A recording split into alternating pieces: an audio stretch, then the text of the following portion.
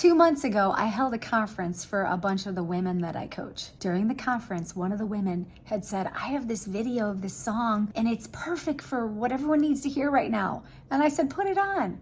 We watched it and I sobbed. And so did many other women. And I thought to myself, I've got to find the singer. This guy is incredible. I've got to find him and I need to talk to him about who he is and what he's doing. He's amazing. I found him. Here's our interview. Today, I have someone named Daniel who's coming on. His nickname is DAX, and he has written a bunch of songs. He's a rapper. I saw his video. Some of the wives I coach were like, this guy's amazing. And I'm like, who is he? And I listened and I was so connected. What he sings about and what he, like, his words are so approachable. You're going to be so affected by this guy, which is why I'm bringing him on, because I want you to see him. Unfortunately, I'm not doing it on my normal podcast. I'm just doing it on Zoom. I hope you enjoy this. Oh, he's coming on right now. Daniel. I can't even begin to tell you how grateful I am that we're talking. Oh, I can't hear you. Can you unmute yourself? Can you hear me? I can. Oh my gosh. You have no idea how much this means to me and all the girls that I work with. Wow. Thank you. Yeah. Should I get my headphone? No, I think we're okay because I know you only have 20 minutes. So let's boogie through this. You're freaking 29 years old and you have a song with the word generational curse in it. And Yes, ma'am. when I heard that, I said, who is this kid? He's a rapper and he's talking about a generational curse. And that is what I speak about. And I can't believe that you said that. And so I wanted to talk to you today because I wanted to know what that was and how you got there. Who are you and how did you do that? So my name is Dax. D as in dog, A as in all, X as in X-ray. I am a 6'2" chocolate drizzle male born in St. John's, Newfoundland in Canada. Okay. I moved to Ottawa, which is the capital of the country. And then I grew up there till I was about 18. When I was 11 years old, I found the law of attraction on a YouTube video. And then a couple of days later, I made the decision that I wanted to be a basketball player. So I spent the next 10 years literally just engulfed and I put my all into basketball, like every single thing I could possibly do. Went on to play college basketball in the United States of America. Where? What team? So what happened was big follow with some coaches here in Canada. Ended up meeting a man at a bus stop. He introduced me to a guy named Coach Kyle Lindstead, who coached at Sunrise Christian Academy in Wichita, Kansas. I went to prep school for a year in Wichita, Kansas. Then I went to junior college for 1 year in Casper, Wyoming at Casper College. Then I finally made it to Division I basketball, played at the University of Montana for 1 year. There was a coaching change, had to follow with the coaches there, then left that school, went down to D2 in Newman University in Wichita, Kansas, where I was in prep school 2 years prior. And then I finished out there. So by my junior year, the dream of playing in the NBA had sort of dissipated a little bit, being at Division II. And I got a job as an overnight janitor because I had to make money while I was still. How old were you? I was 22. If I'm out of breath, it's because I was just working out. So it's all good. So now I'm at the Division II small private Catholic Christian or Catholic college in Wichita, Kansas, and I'm an overnight janitor in Dame Matias Hall, which is like the art section of the whole university. So now I'm cleaning up like poetry events and all these different things. So on the way to play the University of Arkansas Fort Smith my junior year, I randomly wrote a poem. I looked down at the poem and I said, wow, this is amazing. I got off the bus, I showed it to my teammate Travis and Aaron, and they were like, bro, you just wrote that? And I was like, yeah, I just wrote that on the bus right now. And then I started writing poetry. The poetry eventually turned into music. And then once I graduated, I could do an extra semester. And then I just did music full time. You just go, I'm going to make music. And because you're a rapper, right? I'm like a rapper. Like I just call myself an artist now because now I sing and I rap. I sort of just do it all. You also have a song called Dear Alcohol. What's the struggle with alcohol? Where did that inspiration come from? So when I was 17, so I like that 10-year process from the law of attraction at 11 years old to basically like when I left Canada, I dedicated my whole life and didn't do anything, partying, nothing like that. So by my senior year, I'd won a couple of city championships. I was like the best player in the city about to leave. Like, you know what? I should get more social this year. So at 17 years old, I decided to go to my first ever social event party. I sit in my basement alone by myself. I'm like, yo, I want to see what alcohol is like because I want to see what its reaction is on me. So I'm 17. I sit in my basement. I grab a Heineken. I crack it open. I start drinking. I feel a head rush. The first thing I noticed was that, wow, I noticed that I'm blinking right now. And I feel like humans don't ever think that they're blinking. But I was like, oh, wow, I'm blinking. So I go to this party and I started drinking by myself because I didn't want people to know I was drinking. You know, it was always a thing with me. So I go to the party and I'm the most social I've ever been. You know, and I'm just like, wow, so this is what alcohol does for me. Because I have friends who will drink and like fight, you know, but like for me, it just like sort of took away the anxiety, the social anxiety. I felt more confident, like just be able to like, you know, at that time, like walk up to girls and just, you know what I mean? So that sort of started this 10-year process with alcohol. And when I was playing basketball, it was easy to regulate it because I was under this like umbrella of like safety, like, you know, it's not real life yet. So it's Yeah. just sort of partying on the weekend. So I'm just drinking on the weekends. You know, I go to 3 different colleges in 4 years. So you can imagine the amount of partying I got to do at 3 different colleges, always being the new guy. And then once I started doing music, alcohol was just sort of everywhere. And it's like there's no necessarily structure to the day. I have to decide what my schedule is pretty much, you know?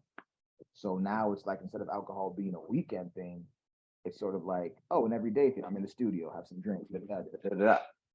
So now I go on my first year of touring. I did a tour with Tech Nine, who's a legend. I did my own tour, then another Canadian tour, and I did 100 shows my first year of touring. And I'm drinking before every show. Wow. You know, so I get off that tour, then the pandemic hits, and now, you know, pretty much sipping most days of the pandemic.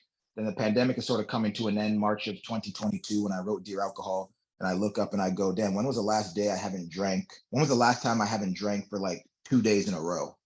I didn't know the answer, you know, so then Dear Alcohol was made, and boom. And then what about the other song? What To Be a Man came from, also like watching my dad and the, you know, as he gets older, I don't necessarily feel he's always super happy. You know, I think the contrast between how him and my mom feel is very different. Are And they then also, married? oh yeah, they're married, How long? How many years? 30 something now. 30 what? You should know that answer. I think it's like 37. 37. That's a big deal. That's Right. So very, very rare. they're straight from Nigeria, so it's like it's a different culture. But Is the so yeah, culture there to stay married or not stay married? oh, it's definitely to stay married. Like my parents they've been doing like my dad moved to America when I was younger to work. So they've been in a long distance relationship for a while, but my dad travels back all the time. She travels there, you know, but it's very like I can look at their relationship. It's like, you know, my dad works grinds. My mom's super low maintenance. She just prays all the time. You know, she's just like she's chill. She's content. You know what I mean? Is So she it's in like, Canada now or is she still in Nigeria? oh, they're in Canada. My dad just retired. Okay. So like, you know, and my mom has instilled, you know, the, you know, God and all these things in me. And she's just always just been super low maintenance. So like they complement each other where it's like his weaknesses are her strengths and her strengths are his weaknesses. You know, so they've just been able to maintain it. But obviously, you know, they fight. They don't fight. I've never seen my mom or any of them raise a voice at each other. Do you see your Yes. dad struggling? In terms of mentally, I think, you know, even the To Be a Man came from his experience. And also as me getting older, I have a lot more responsibilities now and like people I have to take care of. And sometimes you feel like it's not being appreciated. So as I Yeah. get older, I can see his perspective, you know, with all the work and all the time he's put in, how he can feel unappreciated in the landscape of even just our like nuclear family, you know? So yeah, it was an inspiration from that. And then just things that I was going through as well with now having more responsibilities on my shoulder as a man. Amazing. Hearing those words coming out of your mouth, I'm like, yeah, you know, you're connected somewhere. Thank you. I Yeah, it's appreciate an it. honor to meet you. And I hope everyone listens to this song. All your songs. What's next for you? What do you want? What's the goal? My goal is just to continue to make impactful songs. I got a lot of stuff coming. I'm not even done with the To Be a Man song. There's still more stuff coming for that one as well.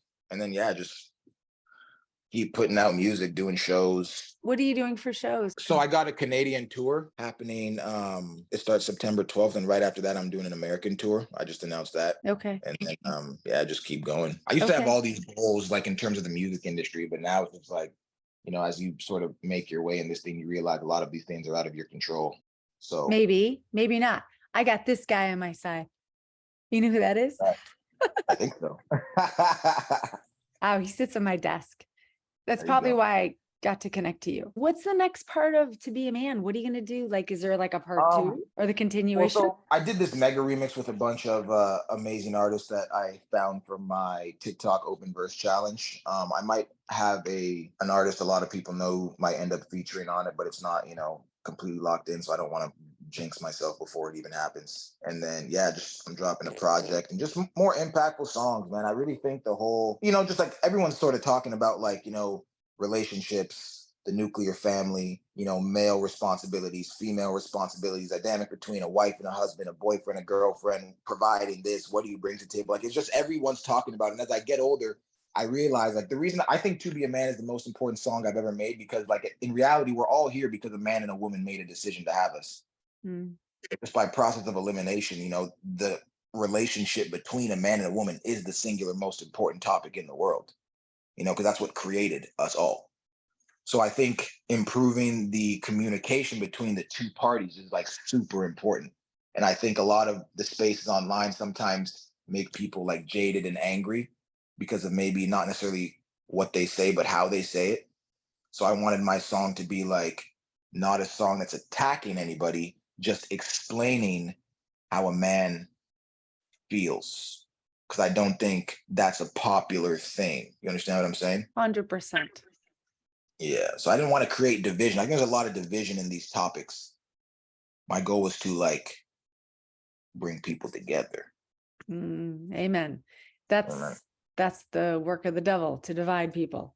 And Right. and if you're doing the opposite, you're doing good. Right. Do you have any siblings? I do. I got 2 older sisters, and I'm the youngest. That's probably why you're so kind. Who's the other person? Who's the artist that you work with that's on the because when I looked up that To Be a Man song, there was another person on there with you. Who is that? Lex Noor, my boy Alex, he makes the beats. That's what you're talking about. Produces a lot of my songs. Well, I can't wait to see what you're doing. And if you wouldn't mind, I'm going to stop recording. But I'm going to close with you, but don't leave. So Okay. guys, this is Dax. I hope you listen to all the songs. I'm going to put them below and we will see you later. So hold on. Wasn't that amazing? He is religious and he's smart and he's wise and he speaks the truth about what's happening in this world. I love Dax. Below are the 2 links that I want you to watch all the videos that he has done, and then follow this guy.